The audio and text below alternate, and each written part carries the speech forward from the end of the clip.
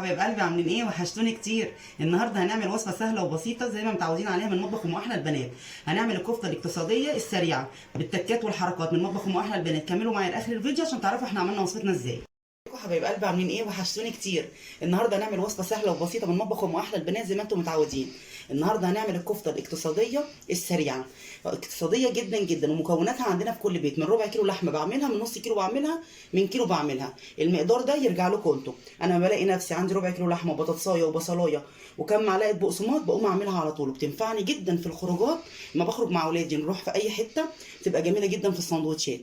بس النهارده بقى هنعملها ونقدمها مع مكرونه، وبتنفعني كمان في المصيف. لما بروح المصيف بعملها سهله وبسيطه ومش محتاجه اي شغل، ولا بترتاح في تلاجة، ولا ان انا بريح العجينه معايا، ولا اي حاجه خالص. اخلص عجينها اشكلها على طول واسويها. مقاديرنا هنشوفها مع بعضنا ومكوناتها وهنقولها. معلقه بقدونس مفرومه، نص معلقه توم، بطاطسايه مسلوقه وهرسها، نص لحمه مفرومه، نص معلقه بيكنج باودر، بضايه، 6 معالق بقسماط على النص كيلو لحمه. طبعا لو ضعفتوا الكميه ضعفوا المقادير. التوابل بتاعتي بصل باودر، توم باودر، بهارات لحمه، بابريكا، فلفل اسود، مرقه دجاج، معلقه صغيره من كل حاجه. ومعايا كمان بصلايه كبيره فرماها فرم ناعم جدا. تعالوا نشوف مكوناتنا هنعمل فيها ايه ونرجع تاني. دلوقتي هننزل باللحمه الاول. كل مكوناتنا نحطها على بعضها. البطاطسايه اللي انا فرماها، البصلايه، وصفتنا سهله وجميله وكل حاجاتها على بعضها مش محتاجه اي حاجه. معلقه البقدونس المفرومه مفرومه ناعم، الثوم، نص معلقه البيكنج باودر، 6 معالق بقسماط، البضايه. كده حطيت كل المكونات. همسك العجينه بتاعتي اكني بعجن عجينه في ايدي لغايه ما تتجانس مع بعضها. افضل اعجن كده لغايه ما كل المكونات دي تخش في بعضها وتتجانس. احنا خلاص عجننا عجينتنا اهي زي ما احنا شايفين، ما بتستريحش ولا اي حاجه خالص. هنبتدي ان احنا نشكلها. انا بعملها زي الهمبرجرايه كده، ميني همبرجر صغنن كده، وبعدين اكورها. الزيت طبعا صديقي في الوقت ده. ببل ايدي زي ما انتم شايفين كده، وابتدي ان انا اعملها كده. انتوا بقى عايزين تعملوها مثلثات مفيش مشكله، عايزين تعملوها مدور زي كده ماشي، عايزين تعملوها ليها حوده مفيش مشكله خالص، عايزين تجيبوا كيس بلاستيك وتقطعوا عليه زي ما بنعمل الهمبرجر برضو مفيش اي حاجه. اللي عايز يشكلها زي ما يشكلها يشكل. انا بشكلها زي ما انتم شايفين كده بكل بساطه بكل سرعه، عشان طبعا تبقى سريعه معايا.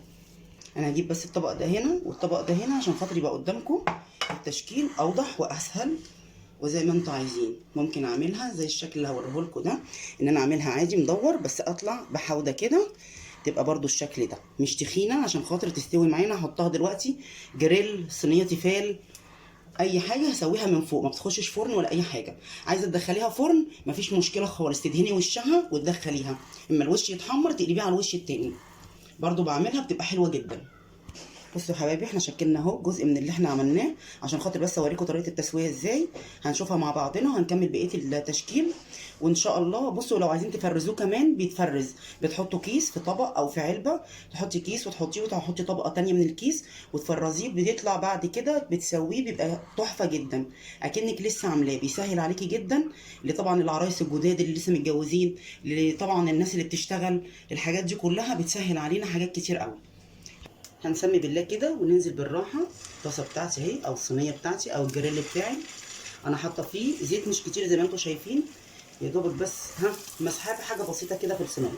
وهنزل ارص على قد الصينيه بتاعتي وما اقلبوش الا لما ياخد وش. الريحه حلوه جدا، بصوا مسافه ما نزل ريحته جميله جدا. يا ريت تقوموا وتجربوه دلوقتي وتكتبوا لي في الكومنتات كده عشان خاطر اشوفكم انتوا عملتوا مع الوصفه بتاعت النهارده الجميله السريعه السهله دي. بصوا يا حبايبي اهو النار وسط، ما نعليش عشان ما يتلسوعش كده معلش. وبعدين ما بتكشش، بتبقى جميله جدا ما بتكشش لان احنا ما حطيناش دهون، مفيش حاجه ماده دهنيه معانا في المكونات اللي احنا حطيناها اهو. اجيبها بالراحه كده تاخد الوش التاني وهطلعها على طول. هو ده طريقه التسويه بتاعتي، سهله وبسيطه زي مكوناتي وزي وصفتي. حبايبي وصفتي خلصت خلاص. هي سهله وبسيطه زي ما احنا قلنا في اول الفيديو.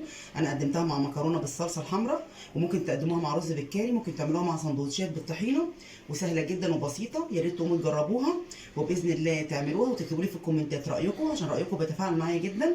وما تنسوش في السبسكرايب وتفعلوا زر الجرس وتشتركوا في القناه، وبالف هنا وشفا.